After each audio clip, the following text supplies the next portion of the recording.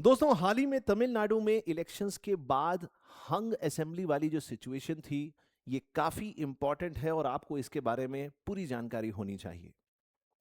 हालांकि टीवीके की गवर्नमेंट बन चुकी है, जोसेफ विजय तमिलनाडु के नए सीएम बन चुके हैं।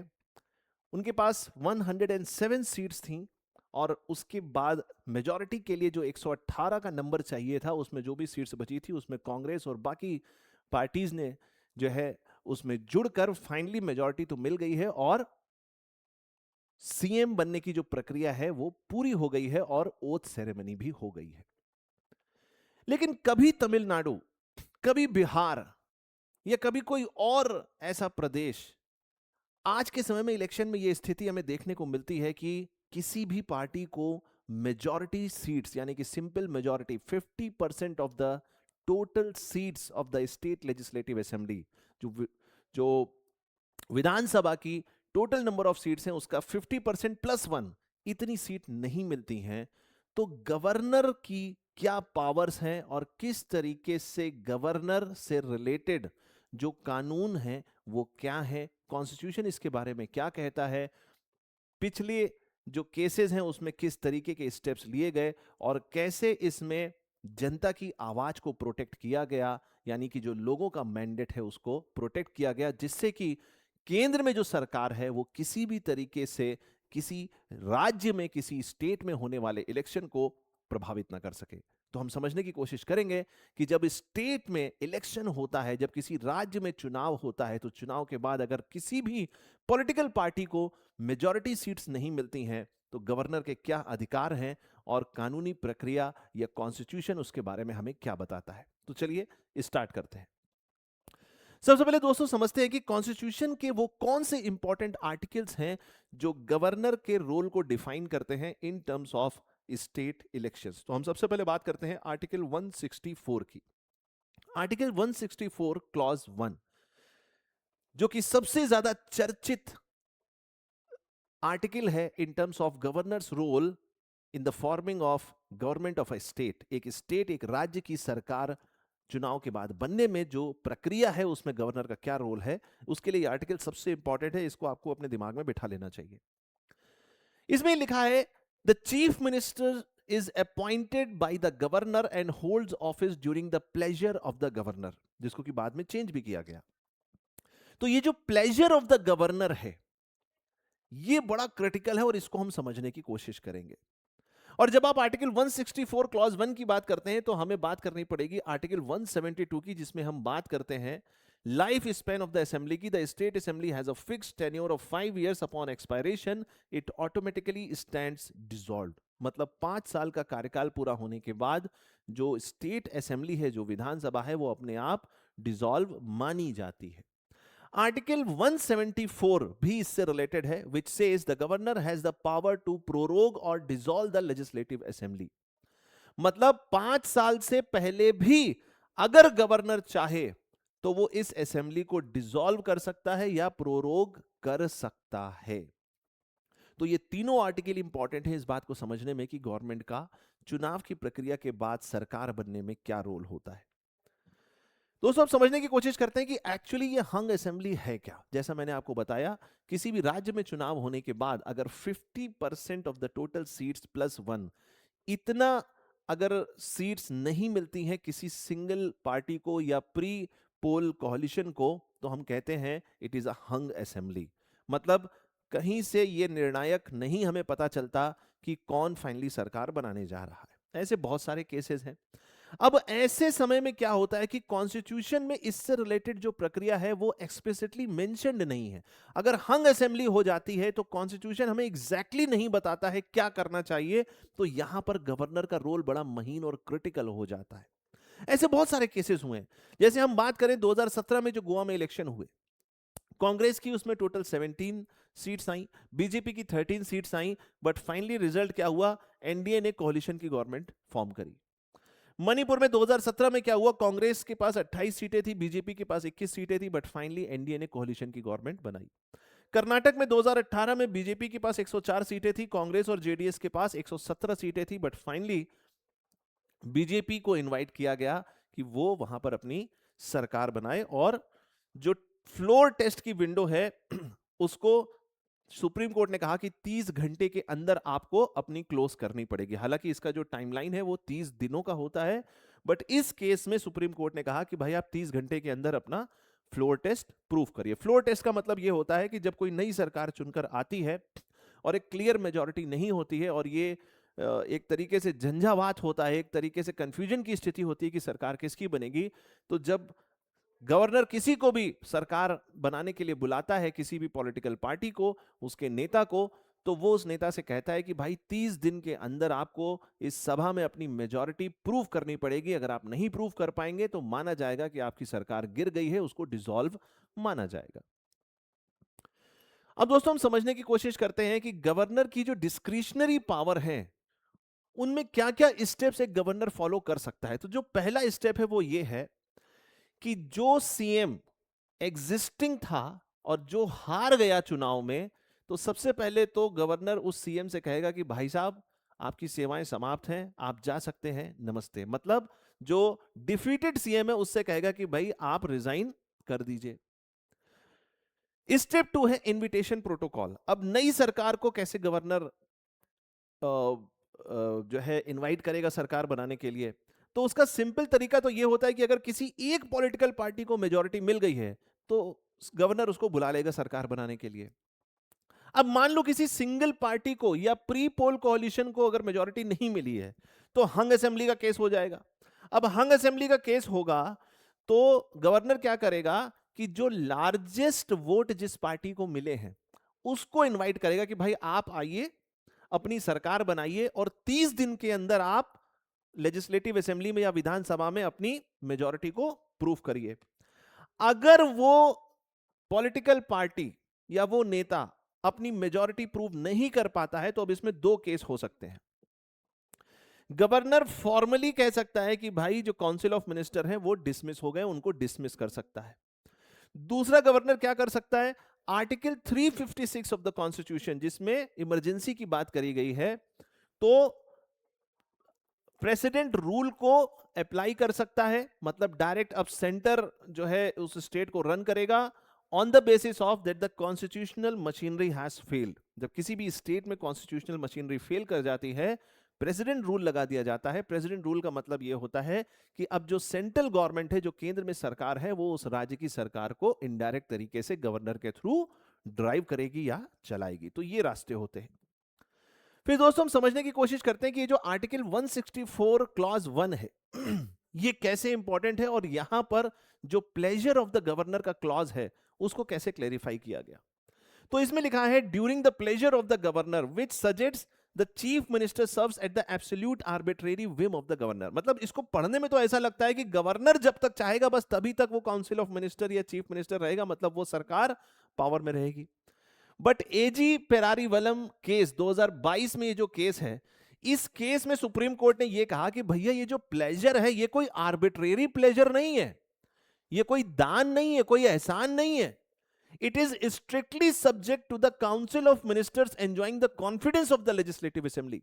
मतलब जब तक काउंसिल ऑफ मिनिस्टर उस विधानसभा में मेजॉरिटी रखते हैं, इसका मतलब पीपल का मैंडेट उनके साथ है, तब तक गवर्नर मनमाने तरीके से उनको हटा नहीं सकता। ये किस केस में बात करी गई, एजी पेरारीवेलन केस 2022।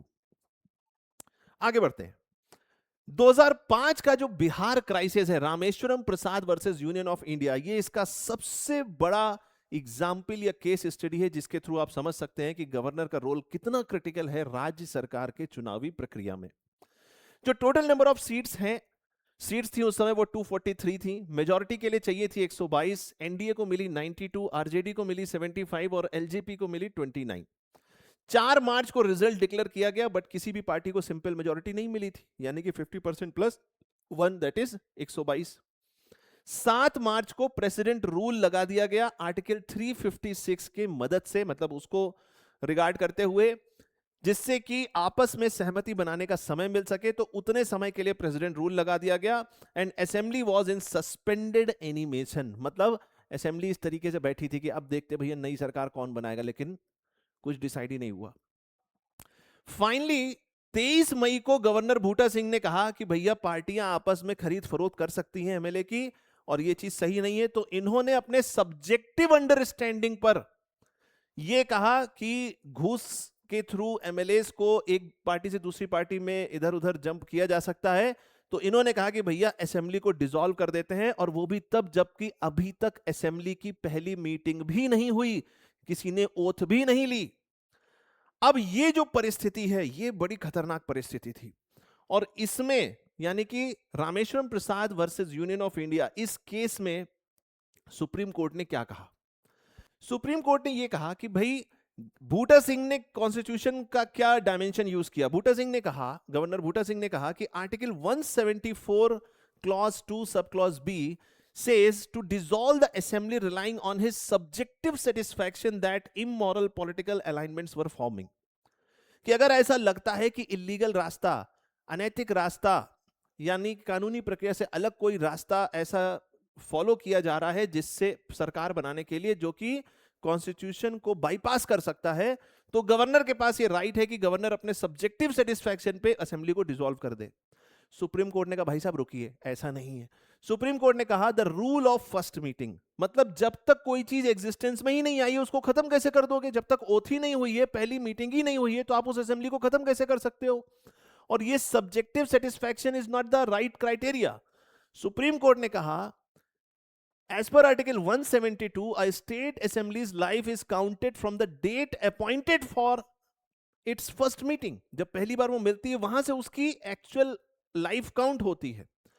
सुप्रीम कोर्ट ने कहा N assembly can not B dissolve before it legally exist. जब तक वो लीगली एग्जिस्ट ही नहीं कर रही है आप उसको खत्म कैसे कर सकते हैं? Dissolving an assembly without a single meeting और oath taking is an unconstitutional misuse of the discretionary power of the governor. 23 मई को बूटा सिंह के द्वारा जो स्टेप लिया गया था उसको सुप्रीम कोर्ट ने इलीगल घोषित कर दिया। अब दोस्तों समझने की कोशिश करते हैं कि गवर्नर के पास जो इम्यूनिटी है, जो कॉन्स्टिट्यूशनल इम्यूनिटी है और अकाउंटेबिलिटी है, उसको हम कैसे देख सकते हैं। सबसे पहले तो हम बात करें इम्यूनिटी की, तो जो गवर्नर की इम्यूनिटी की बात की गई है वो कॉन्स्टिट्यूशन के आर्टिकल 361 में कही गई है। इसमें कहा गया है कि गवर्नर के पास एब्सोल्यूट इम्यूनिटी होती है जब वो ऑफिस में होता है, यानी कि उसकी जो कार्यकाल होता है उसके दौरान उसको एब्सोल्यूट इम्यूनिटी होती है। एब्सोल्यूट इम्यूनिटी का मतलब क्या होता है? मतलब ऑफिशियल कैपेसिटी में या उसके पर्सनल एक्शन के लिए किसी भी चीज के लिए उसको किसी कोर्ट ऑफ लॉ में ट्रायल उसका नहीं किया जा सकता है, और ना ही कोर्ट उसको फोर्स कर सकता है कि वो उसने जो डिसीजन लिया है उसके पीछे कारण बताए। And no criminal proceedings can be claimed during the term, मतलब जब तक उसका कार्यकाल है तब तक उसके अगेंस्ट कोई भी क्रिमिनल प्रोसीडिंग्स नहीं की जा सकती हैं। अब इसमें जो जुडिशियल रिव्यू है वो क्या करता है, वो कैसे इसको कंट्रोल करने की कोशिश करता है? जुडिशियल रिव्यू के थ्रू क्या होता है? Immunity does not protect mala fide actions, मतलब अगर गवर्नर ने किसी बैड इंटेंशन से कोई एक्शन लिया है तो वो जुडिशियल रिव्यू के प्रोसेस के बाहर नहीं है।